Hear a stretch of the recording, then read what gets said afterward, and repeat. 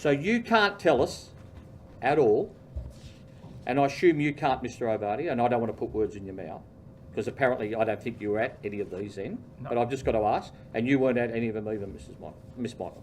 Okay, so you can't tell us exactly what Hudson said the alternatives to terrorism were.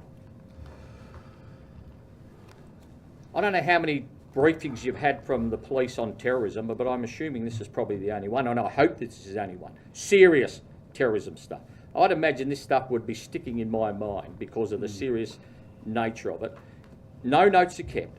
You can't tell us what Hudson said, what emphasis he placed on whether it's terrorism or whether it's the alternatives, because Hudson tells us straight away, his gut instinct is, this is not terrorism.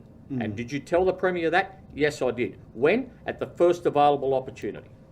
And then did he tell the public that? Yes, he did at the press conference, standing right beside the Premier, who says no other way of calling this out other than terrorism.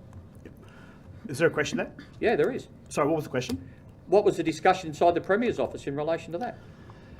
Again, look, I just think this was an investigation that was taken at its highest by New South Wales Police from the start, and that was very clear.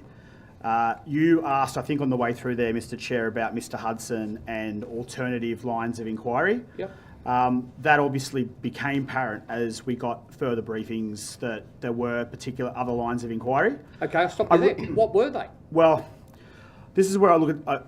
I do need to be a bit careful given the subject matter and given that some of these matters are probably before the court as well.